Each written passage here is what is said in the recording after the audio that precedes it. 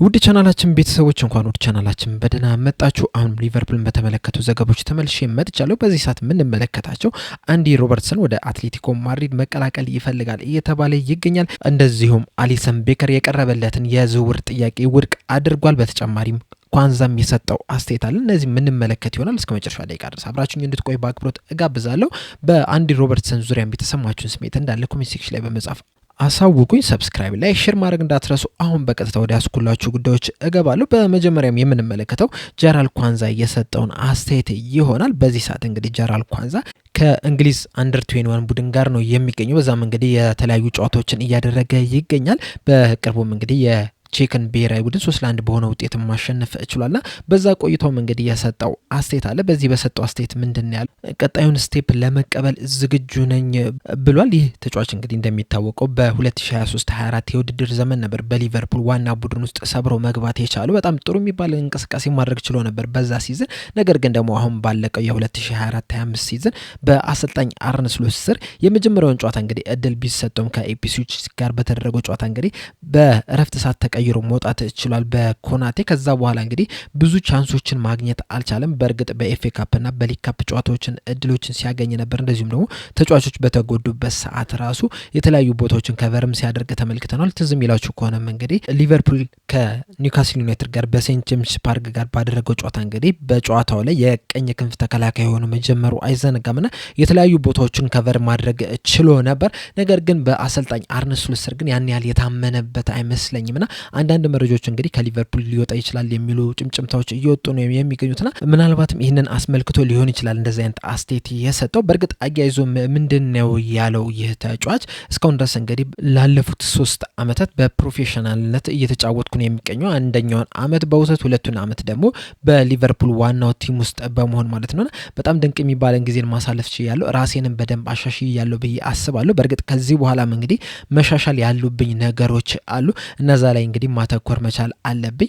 ሌሎች የሚያወሩትን ነገር መስማት የለብኝም። ራሴ ላይ ግን አንገቴን ደፍቼ ራሴን በደንብ ማጠንከር እፈልጋለሁና ቀጣይ የሚፈጠረው ነገር እንግዲህ አብረን የምንመለከተው ይሆናል።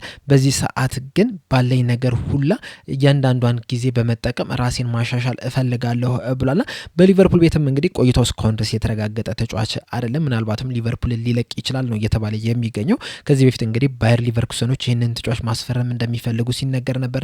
እንደዚሁም ከፕሪሚየር ሊግ ራሱ ኒውካስል ዩናይትዶች እዚህ ተጫዋች ላይ ፍላጎት አላቸው ሲባል ነበርና ምናልባትም ሊቨርፑልን ሊለቅ የሚችልበት ቻንስ አለ ነው እየተባለ የሚገኘው። ገና ወጣት የሚባል ተጫዋች ስለሆነ ብዙ ክለቦች እንግዲህ ይህንን ተጫዋች ለማስፈረም ብቅ ሊሉ የሚችሉበት ቻንስ አለ።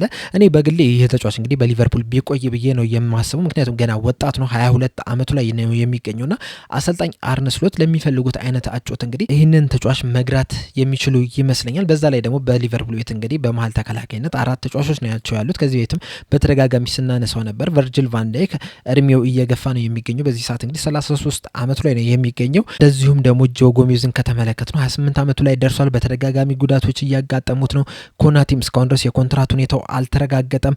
በጉዳትም ራሱ ሲቸገር ተመልክተናል። በእርግጥ የ2024-25 የውድድር ዘመን ላይ ብዙ ጨዋታዎችን መጫወት ይችላል። ነገር ግን ከዛ በፊት በነበሩት ዓመታት ላይ እንግዲህ በተደጋጋሚ ጉዳቶች ሲያስቸግሩት ነበርና እንደዚህ አይነት ስኳድ ይዘህ እንደዚህ አይነት ወጣት ተጫዋችን መልቀቅ ደግሞ ተገቢ ነው ብዬ አላስብና በሊቨርፑል ቢቆይ ብዬ እመኛለሁ። በቀጣይነት የምንመለከተው ደግሞ ፍሎሪን ፕላተንበርግ ይዘውት የወጣውን ዘገባ ይሆናል። በዚህ ዘገባ መሰረት እንግዲህ አሊሰን ቤከር ከጋላታ ሰራይ የቀረበለትን የዝውውር ጥያቄ ውድቅ አድርጓል ነው እያለን የሚገኘው። ይህ ጥያቄ እንግዲህ የቀረበለት ከሳምንት በፊት ነበር። እንደሚታወቀው በዚህ ሰዓት እንግዲህ ጋላታ ሰራዮች በረኛ ለማስፈረም እንግዲህ ከፍተኛ ጥረት እያደረጉ ነው የሚገኙትና በእነዚህ በያዟቸው ዝርዝር ውስጥ ደግሞ በአንደኛ ደረጃ ላይ ተቀምጦ የነበረው አሊሰን ቤከር ነው። በዚህ ሰዓት እንግዲህ አሊሰን ቤከር እስከ 2026 ድረስ የሚያቆየው ኮንትራት አለ።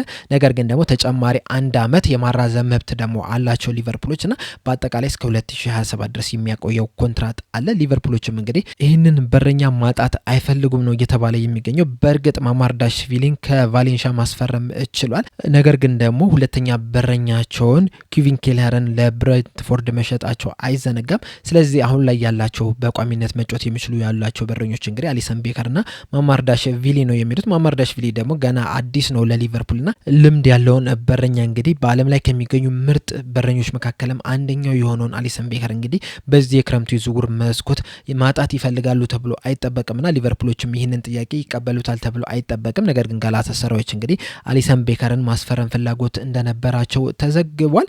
በመጨረሻም የምንመለከተው በተለይ ደግሞ በዋነኝነት የምንመለከተው የአንዲ ሮበርትሰንን ጉዳይ ይሆናል። እንደ ፋብሪዞ ሮማኖ ዘገባ ከሆነ እንግዲህ አትሌቲኮ ማድሪዶች አንዲ ሮበርትሰንን ቀዳሚ ተመራጭ አድርገዋል ነው እየተባለ የሚገኘው። በተለይ ደግሞ የኤሲ ሚላኑን ተጫዋች ቲዮ ሄርናንዴዝ ማስፈረም ፈልገው ነበር።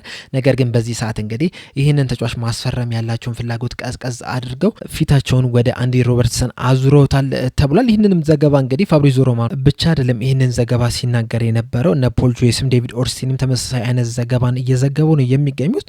ሌላኛው ለየት ያለው ዘገባ እንግዲህ ስፔናዊ ጋዜጠኛ ይዞት የወጣው ነው። ይህ ስፔናዊ ጋዜጠኛ እንግዲህ ማቴዎ ሞራቲ የተባለው ነውና በዚህ ጋዜጠኛ መሰረት እንግዲህ ሮበርትሰንም አትሌቲኮ ማድሪድን ለመቀላቀል ፈቃደኝነቱን አሳይቷል። እንደዚሁም ሊቨርፑሎችም ለዚህ ተጫዋች እንግዲህ ዳጎስ ያለ ሂሳብን ይፈልጋሉ እያልን ይገኛል። እንደሚታወቀው እንግዲህ ሊቨርፑሎች ይህንን ተጫዋች 2017 ላይ ከሄል ሲቲ ነበር ማስፈረም የቻሉት ወደ 8 ሚሊዮን ፓውንድ አካባቢ በሚጠጋ ሂሳብ ማለት ነውና ላለፉት አመታት እንግዲህ ለሊቨርፑል በጣም ድንቅ የሚባልን እንቅስቃሴን ሲያደርግ ተመልክተናል።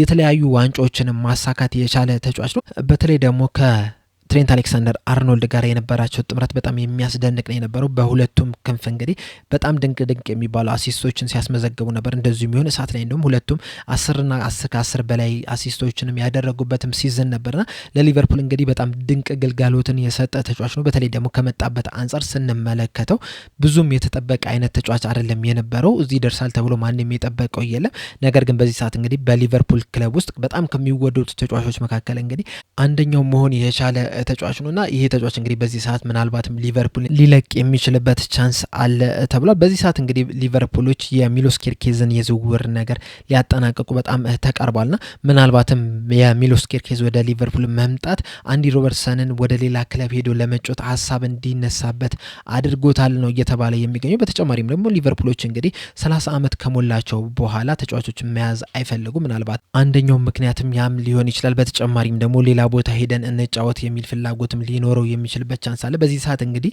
በሊቨርፑል ቤት የሚያቆየው የ1 ዓመት ኮንትራት ብቻ ነው ያለው። ሊቨርፑሎችም እንግዲህ የእሱን ኮንትራት ያድሳሉ ተብሎ አይጠበቅም። በእርግጥ ከዚህ በፊት እንግዲህ በኮንትራት ዙሪያ ከሊቨርፑሎች ጋር አውርተናል የሚል ነገር ተናግሯል አንዲ ሮበርትሰን። ነገር ግን ደግሞ በቀጣይ ምን እንደሚፈጠር ግን እርግጠኛ አይደለሁም የሚል አስተያየትን ሰጥቶ ነበርና ምናልባትም ከዚህ ክለብ ለመልቀቅም ቻንስ እንዳለው የተናገረበት ሀሳብም ሊሆን ይችላል። በተጨማሪም ደግሞ የትሬንት አሌክሳንደር አርኖልድ ከሊቨርፑል መውጣት ራሱ ትልቅ አስተዋጽኦ አድርጎበት ሊሆን ይችላል። ምክንያቱም እንግዲህ ሁለቱ በሊቨርፑል ክለብ ውስጥ ካሉ ምርጥ ጓደኛሞች መካከል እነዚህ ሁለቱ ናቸው። የአንዲ ሮበርትሰን ምርጡ ጓደኛው ትሬንት አሌክሳንደር አርኖልድ ነው። የአርኖልድ ደግሞ አንዲ ሮበርትሰን ነውና ጓደኛ ደግሞ ከክለብ ሲለቅ እንግዲህ አንተም የመልቀቁ ሀሳብ ሊኖር የሚችልበት ቻንስ አለ።